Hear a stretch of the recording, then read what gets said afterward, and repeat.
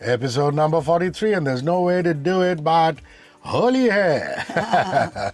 It's the festival of color, of happiness, of all things that are good in Indian society. And Beyond the Plate celebrates it not just in colorful terms, but also in food terms. Please welcome Chef Amrita Raichand. I'm Rishi K. We're live at 8:15 a.m. on Holi Day, Mumbai, Delhi, Bengaluru, and Chennai. Happy Holi to you. Happy Holi to you and to all the listeners here, though I'm not sure how many are actually listening today. Everybody must be getting ready to play Holi. Or right? would have perhaps started early. Already who knows? started, yeah, you bet. But I have to tell you, Rishi, Holi is one of my favorite festivals. Apart from, of course, the joyousness and the playfulness that this festival brings, what on a very different level, on a philosophical level, I feel this is one festival where everyone is equal.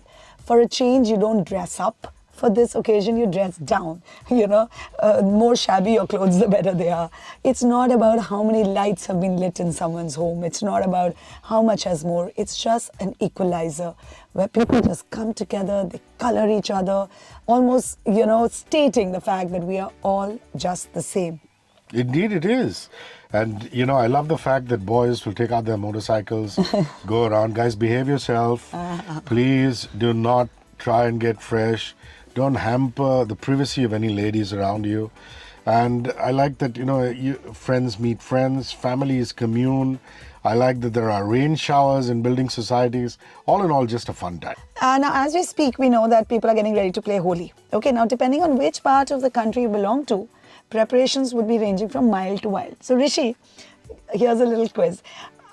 Let's rate Bangalore, Chennai, Mumbai and Delhi. Who do you think will be mild and who will be wild? Well, it's just obvious that in Chennai, it's not even celebrated as a festival. There's no concept of Holi. But the North Indians that reside in Chennai will be celebrating it. Of course. So definitely the mildest there. Followed closely by Bengaluru. There's an extensive North Indian and Sindhi population, and I think even now the Kannadigas have started playing Holi. And then obviously in the north will be the most boisterous Holi of them all. Of course, it's, I just feel that it's really not so much about the fact that you're a North Indian or not. It's also about the city. Like Delhi, I find is the most enthusiastic. Like I compare it to a small town kind of a situation where I've grown up, It is boisterous. People are just enthusiastic about every festival, and I think Delhi is one of those cities. Like I promise you, I would any day be in Delhi for Diwali or Holi compared to Bombay, even though I love it. Go there, celebrate a good festival and come back to a balanced life in Bombay, don't you think? Well, That's a spirit of festivals in Delhi. I'm a die-hard Mumbaiker. So am I, but I'm just talking about festivals and the enthusiasm. The north gets a little too boisterous for me at Too times. rowdy for you. But listen, let's talk about mythology. Where does the story originate from? How has Holi been celebrated through the generations? Now, I'm not going to get into too much of history, but there's one little story that I definitely want to touch upon, is the one where, Lord Krishna and Radha would always have these playful fights. And one day, we all know how mischievous young little Krishna was. He just colored Radha so that her color would match his hue. We all know that, Krishna was darker in color, and he did this out of a jest. But that actually went on to, originate as the tradition of applying colors during Holi, symbolizing the playful and the joyous nature, which over time clearly has become a widespread tradition. What also these traditions do is just, again, bringing everybody together, celebrating unity, celebrating love, and of course, the arrival of spring in the case of Holi. And what really happens, Rishi, when people come together? Well, lots of food. Yes, indeed. In abundance. And obviously, Holi dishes or food made during Holi has survived the test of time. And now people want to have it all year around. Absolutely. Because I remember, because I'm married to a girl from the north. And my in-laws make gujiyas, and I want gujiyas all through the year.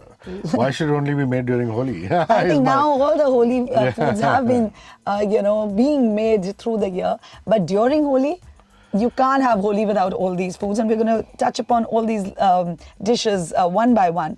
But I want to actually talk about the significance of food in Holi celebrations, which actually can be traced back to the agricultural roots of the festival. Holi marks the end of winter and the beginning of the spring harvest season, a time of abundance and prosperity. Therefore, food automatically ends up playing a central role in Holi festivities. Now, let's talk about what all is really eaten. Let's talk about this on Beyond the Plate, because how can we not talk about No, food? why eating? Let's go straight for the jugular, the Thandai. That Thandai. Everybody loves Thandai, yeah. Let's start with Thandai. You know, actually, Thandai is a drink which is so filling that you have one glass of it, you don't need to eat anything more. And especially if it is laced with the good old bhang, then that's another story. Have you ever been spiked, by the way? I have many You have? times. And because of my adverse reactions, I make it very apparent to people that I'm not going to be consuming it. Yeah. So often they've had to spike it because I don't have it the normal way. So yeah, I mean it's one of those things, but it's the festive spirit. You got to do it. Yeah, It's okay. absolutely. I get very scared. I've had that experience once, and it was not a happy experience. So I just stick to the regular Thandai without any intoxicant added to it. But what is interesting, Rishi, is that this drink, this Thandai, originally is said to be had during Mahashivratri. Now, this is the day that Shiva got married to Parvati, which falls just few weeks before Holi. Now, legend has it that since Lord Shiva returned to family life, which is Grihastha, after being a yogi all this while, to celebrate this joyous occasion, bhang, which was a paste made with soaked canopy leaves, was apparently mixed with a delicious milky drink and offered to Lord Shiva. Now, this drink, this desi drink, has its roots in Varanasi and is one of the oldest drinks in the country consumed on Holi. Now, as the name suggests, we also know that Thandai is a coolant. So naturally, to give respite from the summer heat, ingredients are added to this Thandai. We have fennel seeds, which is soft. We have poppy seeds, which is khaskhas. These are all cooling agents, and they turn this drink into something which is actually good for you as well, apart from it being the most loved drink during Holi. I want to tell you about Thandai. People think that Thandai can only be bought and had. That is a generic idea, or you can have it, when you go to someone's house, someone's catering for it. But it's actually very, very easy to make. I've shared a beautiful recipe of this, and the Thandai mix that I'm talking about, the Thandai powder, can be made a month in advance. It has all these spices, these nuts, and you can store it in the refrigerator, and you can have it as and when you want. Just add it to a glass of milk, throw in some ice cubes and gulp it down. In fact, the recipe that I have shared is a dairy-free one, where I've used almond milk. So you can, if you're allergic, if you're lactose intolerant, you can actually make a dairy-free version of this yummy Thandai as well. Now let's go and talk about Gujiya, that Absolutely. you love so much. Gotta talk about Gujiya. What is Holi without Gujiya? What is Holi without Gujiya? And can you believe it, how many names this Gujiya has? In Bihar, it is called Pedakiya, Gugra in Gujarat, Karanji in Maharashtra. And actually, according to popular belief, Gujiya evolved from a popular Turkish pastry, the baklava, which I'm pretty sure you must have eaten and everybody must have tasted. It's a flaky pastry enclosed, which encloses gooey filling of a variety of ingredients. It can be nuts, it can be jaggery, it can be coconut, spices, etc. But, there is a very insightful statement I read, Rishi, while I was researching for this topic on Holi today. And I must quote Akshraj Jodh. He's an executive chef of ITC Grand Bharat. I don't know him personally, but he's a culinary historian, I believe, and a descendant of Rao Akhiraj, the founder of present-day Ajmer. I'll quote him. We are often told that everything sophisticated in the culinary world has come to us from Turkey, Persia, or Central Asia. We forget that we've had our own royal families who lived a refined life and whose cooks or khansamas experimented with the great produce India grew and with interesting cooking techniques. Gujiya finds a mention in stories about the food eaten by Bundelkhand kings, a region in Uttar Pradesh, and is considered a Bundelkhandi classic. Somehow I tend to empathize with what he says and kind of agree with him as well, don't you? Of course. And apparently in Vrindavan, where the Radha Raman temple that dates back to 1542, Yes. one of the oldest in town, Gujiya and Chandrakala are still part of the menu, and they've been around for 500 years. How cool is that? How cool is Kamal, that? we got to round up by talking about my favorite. Other than Gujiyas, if there's one thing that I wait to have in Holi, it's Malpuas. And you know how And my mouth is many- watering while I speak about it. There are zillion varieties of Malpua. But here also I'm going to touch upon a little history. Legend has it that several Vedic scriptures have written about Apupa, which is said to be the earliest form of Malpua. Renowned food historian K.T. Achaya, I've spoken about him many times. He's written in his book A Historical Dictionary of Indian Food, stating that Apupa seems to be a Vedic fried sweet item of barley or rice flour, sweetened with honey and altered with sugarcane juice and sugar, and was prepared by ancestral Shraddha communities. He further wrote that Pua and Malpua of modern times are perhaps evolved variations of the Apupa. How interesting, no? These little, food items that we take so for granted have actually really stood the test of time and were, created so long ago, and I can imagine it kind of resonating with the feel of Holi. It's soft from inside, it's gooey, it has the warmth of Holi, and it has crispy edges, which kind of adds, depicts the masti of Holi, don't you think? Kind of goes with the whole feel. Absolutely, and it's paired nicely with rice kheer. Yes. Now, we're not going to go into the details of pakoras and chaats, because that is had through the year again. Absolutely. It's not really a Holi speciality, but I do know that a lot of people, at least in Maharashtra, when they finish the Holi festivities, they do sign off with buttermilk, and that's a little bit of a cue for you guys. Meanwhile, the Ask Amrita section means you can ask any question you want of food, nutrition, food history of Amrita, and Amrita answers all of them. 9833 943 943, 9833 943 943. That's our WhatsApp line. Please ask the question along with your name, and that'll come up at the end of the show. We come to you live 8:15 to 9 every Monday on Mumbai, Delhi, Bengaluru, Chennai, 94.3 on the FM band. 2 days later on Wednesday, you find us in our entirety on video at the Radio 1 International YouTube channel. Amrita's Chef and Beyond YouTube channel has some amazing insights and videos. She also has a video version of the recipe of the day, which she shoots in a fancy studio kitchen. And that is at 94.3 Radio 1 India on Instagram and at Amrita Raichand on Instagram. So, recipe of the day.